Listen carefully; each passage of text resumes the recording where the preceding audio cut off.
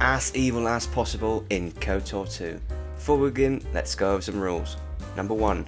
Pick the most evil option possible in all dialogue. 2. Kill literally everyone and everything possible. 3. Use lightning and So without further ado, let's get started. Yeah, this game's flawless, isn't it? It's absolutely zero glitches. After resetting the game, the spinning stopped. Before we proceed, however, we should talk a little bit about what kind of character we're going to build. Now I'm thinking we should probably pick a lot of wisdom and intelligence, since we're going to be using a lot of force lightning, which draws heavily on our force points. The route we will be going is obviously going to be Sith Lord. Meet our newly created serial killer, Obi-Wan Pierogi. Clearly the best Jedi name of all time. We wake up in some sort of tube on a space station called Paragus Station. Here we make our way out to eventually open a door to a room, meeting our first companion, Kreia. At first glance, she seems batshit insane, since she can never properly answer a question. Instead, she wants you to guess everything, or at least that's the way I felt interacting with her during this playthrough. Naturally, we decide to say the stupidest things we possibly can, leading us to gain dark side points, which will eventually make us look very, very pretty indeed. It is at this point that we're now introduced to this game's combat system, which best can be described as World of Warcraft, but with the addition of pausing whenever you feel the need. It's a bit stiff, but it checks out. Sometime later, we find our way to our second party member, Atten. Now, Atten has been a very naughty boy and is therefore in a cell for some reason. We decide to free him, after giving him some remarks about how his clothes look utterly ridiculous. Following this, we get to talk on the comlink with some droid called T3M4, and after this we play as him for a little bit while he breaks Atten and Obi-Wan out of prison. From here we do roam around a bit and get to explore how combat works as a robot, which pretty much is as humans, until unfortunately T3 gets blown to smithereens. After telling Atten that our mum is better than his, we get some sweet dark side points that we so desperately need for this run. And he basically forces us to go solo down into the mines of the Paragus planet and go kill stuff. Forwarding ahead, we take a spacewalk, while suddenly, for some miraculous plot armor reason, a random spaceship just happens to drop by, bearing the most scarred man I have ever seen in my entire life.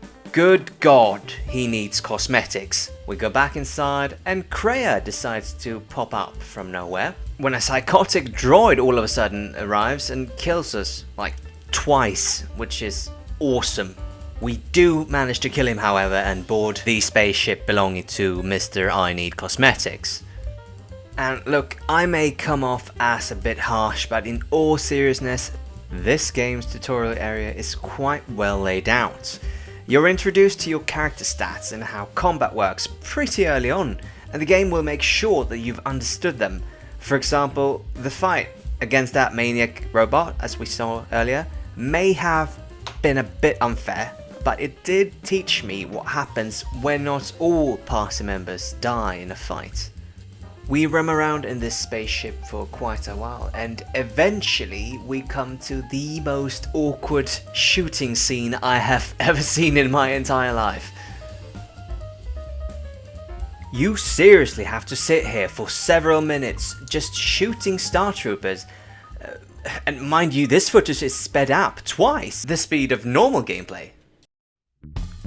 Anyway, the ship's coordinates forces us to land on a planet named Telos, and here the game finally opens up a bit. There's a bit more roaming to be done. You can do side quests from several factions, like a good faction, a bad faction on the planet. You have access to your very first shops, you get to see how those work, and you can also do some sort of pod racing, kind of, and bet money on it and lose all your shit. Anyway, we are immediately apprehended as we land on Telos for the crime of flying the Ebon Hawk, a spaceship that has apparently gone missing or something. After a failed assassination attempt on Obi-Wan, we are placed in house arrest, where we get phone calls from the two factions of this planet. The first one being this plant man, whatever we're supposed to call him. I don't recall the proper name. Anyway, he wants to save the planet that is being deforested and exploited for its resources. And then we have this lovely lady from the Circa Corporation, a very evil corporation who just wants money. So clearly we side with these lads, since they seem to be offering lucrative deals and potential mass slaughter, which is clearly our cup of tea. We head on over to her hideout and get a mission that entails killing everyone in the exchange. Now, the exchange is a sort of mafia that runs the planet. So we head over to the exchange's office, where there's a thug outside that won't let us in.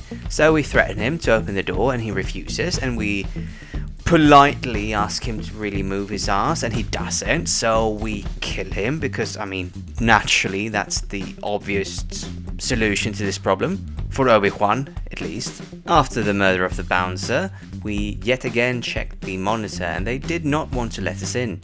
So I suppose all we can do at this point is to go away and start questing somewhere else. But lo and behold, after resetting the area, another thug has showed up. Now this guy presents a few more dialogue options, and he seems to be aware that I somehow killed his predecessor, leading me to naturally yet again threaten to kill him if he wouldn't let me in. So we killed him, and they still refused to open the door for some reason. This happened an additional 2 times. Then suddenly he wasn't there anymore. Anyway, we take a shuttle to another part of the planet, meet a new companion, invade an enemy base, take a shuttle from there, and crash land on an icy hill. After, yet again, experiencing the best glitch in the universe, we meet a white-haired lady who for some reason hates us more than she hates life. But anyway, after this she releases us and we return to the Ebon Hawk.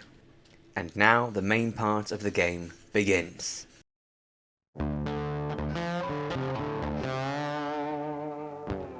Our mission is to meet with the former Jedi Council and slay them for kicking us out of the Jedi Order a few years back. We've got 4 planets to visit and there's 1 Jedi per planet. First off, Nar Shaddaa. Nar Shaddaa is a pretty shitty place full of smugglers and bandits, but our goal here is to find this guy. And to do that, we have to get into a pub owned by this guy. Because, yeah, I didn't really pay much attention to the story, but there definitely was a reason. Anyway, we force our way in and get captured by the bad alien guy. Great! We're shown Kreia capturing the dude we're after, and we then get to play as Atton and his new character I didn't care enough about to introduce earlier, Visas Mar. Obi-Wan is imprisoned somewhere on this ship, and oh boy did the difficulty of this game ramp up out of nowhere here. I think I had to redo the first part of this ship like 7 or 8 times. Nothing has even been remotely as difficult as this in this game so far, but this section feels really unfair. 2 hours of real-time gaming later, we free Obi-Wan and leave, only to find us being led to this guy. And here follows some very corny dialogue about how we could turn to the dark side and how righteous this particular Jedi is for slaying us. 1 dead Jedi Master later, and it's time for Onderon. Problem is, we don't really get to Onderon, but are forced to land on its moon Duxon. It's inhabited by the Mandalorians, which is a combat race centered on making really non-functional helmets that provide limited vision. This enhances the strength of the Mandalorians somehow and makes them a force feared by many in the galaxy. The Mandalorians agree to smuggle us onto Onderon if we help them with some stuff first. We've got to slay some animals in their jungle, help one of their soldiers that is stranded in their awesome jungle, and fight robots in their weapons shed located deep in their jungle. Why they would think of building the shed over there is beyond me, since it seems rather inefficient to run through a monster-infested jungle every time you need a new battery for your blaster, but yeah, they don't seem very keen on making their life easier. They do hold up their promise though and proceed to smuggle us onto Onderon. I should mention that this is a necessity since there is a raging war going on in the space area surrounding the planet.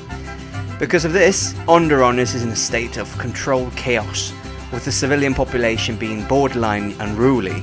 Some random general on the planet even wants to stage a coup d'etat, which we gladly help him with. After all, helping him means we get to the second Jedi Master faster, and that we get to assassinate part of the royal family, which is always fun. Alas, the mastermind behind the coup is not ready for the overthrow yet though, so we got to do another planet first and then return. This leads us to Korriban, a barren place devoid of life and vegetation. This dead place is filled with a number of tombs containing exceptional Sith of the past. Fun part is that when you look into it, most of these Sith got killed by being assassinated by the kinsmen. Why you then would proceed to start building a very large stone tomb to honour the dude or dudette you just murdered is beyond me. We follow the path past the giant tombs to find a Sith temple, and once inside we get a premonition of the guy in dire need of lotion. He doesn't seem very happy to see us, even though we've done nothing to the guy really. We slaughter our way through this Sith temple / academy when we find the corpse of the third Jedi Master. It seems she was imprisoned and put down shortly thereafter. That means we've got fuck all to do here now. Well, as we are about to leave, Sir Cosmetics II obstructs our path and demands a duel. We fight him for a bit until Kreia decides that we've got to run away since he's simply too strong at the moment. Back on Onderon, it's been decided that we have to split up, so I send Visas and Atton to go launch a preemptive strike on the Sith, while Obi-Wan heads to the Queen's palace. Nothing interesting happens to Visas or Atton, apart from stumbling upon two consoles with cryptic puzzles that I'm too stupid to solve, apparently.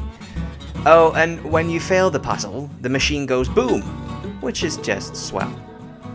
Back on Onderon, we eliminate the second Jedi Master after a long conversation about what went wrong with Obi-Wan and... wait, are those two just standing in the background doing nothing during this entire conversation? For context, I should clarify that the man over there is the leader of the revolution and the woman is the queen. Well, shortly after we've successfully slayed the Jedi number 2, they start fighting. Helping the revolutionary leader is the evil action, so that's the one we go with, naturally. Well, that was fun, but now we make haste to Dantooine, because it's 2022, not 2004, and I'm getting tired of this game that hasn't aged very well despite it having been remastered quite recently. We press on to find the main town on the planet, where this angry looking lady is in charge. She tells us that she doesn't know where the 4th Jedi Master is, but that we should have a look around. So we go to the old Jedi enclave that happened to lie nearby and eradicate all the vermin both outside and inside. Nearing the end of the place, we find a door where a man is hiding inside. Since we do hate everything alive, we tell him that it's safe outside now. Too easy. The Jedi dude isn't in this place, so we search a nearby cave and find him captured by a group of savage bandits in dire need of permanent death. Seeing that we've freed him, the Jedi Bambino thinks it's a good idea to confront us about our way of living. Obi-Wan wouldn't have any of that, so murder it is. The Jedi uses some abracadabra shit though and gets away, but he won't stay alive for long since we soon after enlist some mercenaries to attack the town, giving us the perfect opportunity to duel the Jedi Bambino. We're now reaching the end game, since the main goal of Obi-Wan has been fulfilled, but then Kreia goes missing, only to be found back at the Jedi Enclave. There she displays her excellent backstabbing skills by shooting red plasma, rendering us unconscious. At this point, we need to find her and kill her, because that's the only reasonable action after this.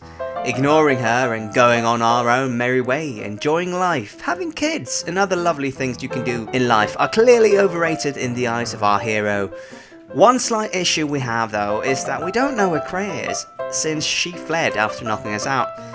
The one person who might have the answers is the white-haired lady from before. Why? Since she's been secretly collecting Sith holocrons from all over the place, we can use these holocrons to locate Kreia. Oh no, it seems Kreia was the bad guy all along. Who would have thunk? And then we arrive on the planet Malachor 5, which I just now remembered is very important to the story. Obi-Wan was actually a Jedi himself once who fell to the dark side, sort of, and fought in a civil war among the Jedi. This was fought on this planet, and well, it didn't leave the planet in very good shape. This part here, however, is leading up to the last part of the game as we play as a teammate's robot thing that needs to unlock stuff so we can get into like the core of the planet, that is. Incredibly frustrating as you need to unlock 4 consoles while having like 30 enemies spread out on the map. This wouldn't have been a problem if it wasn't for the fact that this little shit has pretty much non-existent combat capabilities. We've now reached the 2 hardest fights in the game, and it's the same thing here as with the previous Visas and Atom combo on the ship. The enemy is severely overpowered, leading me to have to reset like 10 times or so.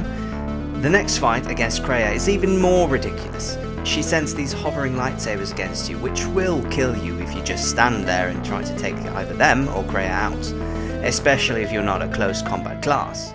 After dying a few times, I gave up and basically googled it, which gave me the pro tip of, bro, just cheese it, which I promptly did.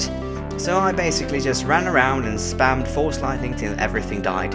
Took like 3 minutes still, which is insane since I normally one-shot everything, and then the game just suddenly ends. As I previously said, the game came out in 2004 and there was a remaster recently released. The game still holds up and it is fun, but clunky in a very 2000s sort of way. I did play this game on the original Xbox back in 2008 or something like that, and the game is still enjoyable, in the beginning at least. But after you play like half the game, it starts to get very tedious since the nostalgia glasses wears off. Anyway, that was my impression of the game now, 18 years after launch. What do you think of the video? Was it good? Was it shit? Leave a comment down below.